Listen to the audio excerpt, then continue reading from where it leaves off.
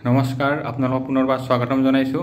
আজি আমি আলোচনা কৰিম আহিবলগীয়া এটি বিশেষ তিথিৰ বিষয়ে। সেই তিথিটো হৈছে হনুমান জয়ন্তী। আৰু এইবাৰ হনুমান জয়ন্তীৰ শুভ তিথিটো পৰিছে 23 এপ্ৰিল 10 বহাগ মঙলবাৰ। সিদিনা পূৰ্ণিমা তিথি আছে। পূৰ্ণিমা তিথি আৰম্ভ হ'ব 22 এপ্ৰিল শেষ ৰাতি 4:47 পৰা আৰু শেষ হ'ব 23 এপ্ৰিল শেষ ৰাতি 4:23। এই সময়খিনি আমাৰ বাবে খুব গুৰুত্বপূৰ্ণ।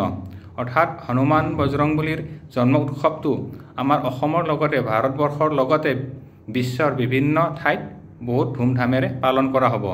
গতিকে হনুমান জয়ন্তীত যদি আমি হনুমান বাবাক শ্ৰদ্ধা নিবেদন কৰোঁ, তেতিয়াহ'লে আমাৰ বিভিন্ন ধৰণৰ দোষাদোষ আমি নাশ কৰিবলৈ সক্ষম হ'ম। অৰ্থাৎ হনুমান জয়ন্তীৰ দিনা আপোনাৰ নিজ গৃহত হনুমানৰ মূৰ্তি বা ফটো স্থাপন কৰি তাতে ধূপ চাকি নৈবেদ্য ফল প্ৰসাদ লাড্ডু অৰ্পণ কৰিব। ৰঙা ফুলৰ বা হালধীয়া ফুলৰ মালা হনুমান বাবাৰ চৰণত অৰ্পণ কৰিব আৰু হনুমান চালিচা পাঠ কৰিব। হনুমানৰ লগতে যদি ভগৱান ৰামচন্দ্ৰৰ নামো জপ কৰা হয়, তেতিয়া হনুমান বাবা প্ৰসন্ন হয় আৰু ভক্তৰ সকলো মনোবাঞ্ছা পূৰ্ণ কৰে। নাইবা হনুমান জয়ন্তীৰ দিনা ওচৰত যিকোনো হনুমান মন্দিৰত গৈ তাতে ধূপ চাকি জ্বলাই হনুমান চালিচা পাঠ কৰিব। ফল প্ৰসাদ ভোজনী অৰ্পণ কৰিলে বিশেষ শুভ হয়। লগতে হনুমান জয়ন্তীৰ দিনা যদি আমি বান্দৰক কল খুৱাব পাৰোঁ, তেতিয়াহ'লে বিশেষ শুভ হয়। নাইবা দুখীয়া মানুহক দান দক্ষিণা কৰিলেও বিশেষ শুভ ফল লাভ হয়। হনুমান জয়ন্তীৰ দিনা নিশ্চয় আপোনালোকে হনুমান চালিচা পাঠ কৰিব। হনুমান বাবাক কৰ্পূৰ জ্বলাই আৰতি কৰিব পাৰে। লগতে নাৰিকল নিশ্চয় অৰ্পণ কৰিব। তেতিয়াহ'লে আপোনালোকৰ বিশেষ শুভ হ'ব।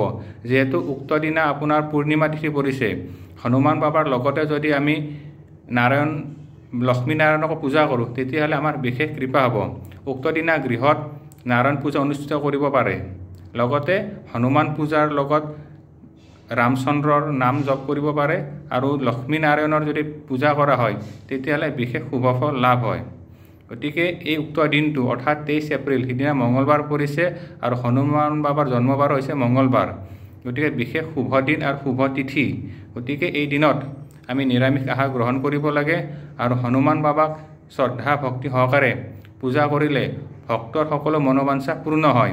যিসকল ব্যক্তিয়ে ৰোগত আক্ৰান্ত হৈ আছে, তেওঁলোকৰ ৰোগৰ পৰা মুক্ত হ'ব, শত্ৰু ভয়ৰ পৰা মুক্ত হ'ব। কাৰোবাৰ যদি কোৰ্ট কাছাৰীকে প্ৰব্লেম আছে, সেই সকলোবিলাক দুখ দূৰ হ'ব। লগতে ভূমিগত সমস্যাৰ লগতে আৰ্থিক সমস্যাও সমাধান হ'ব। গতিকে পূৰ্ণ শ্ৰদ্ধা ভক্তি সহকাৰে আপোনালোকে স্বজ্ঞানত ভগৱান হনুমান বাবাৰ পূজা নিশ্চয় কৰিব। দান দক্ষিণা কৰিলে বিশেষ শুভ ফল লাভ হয়।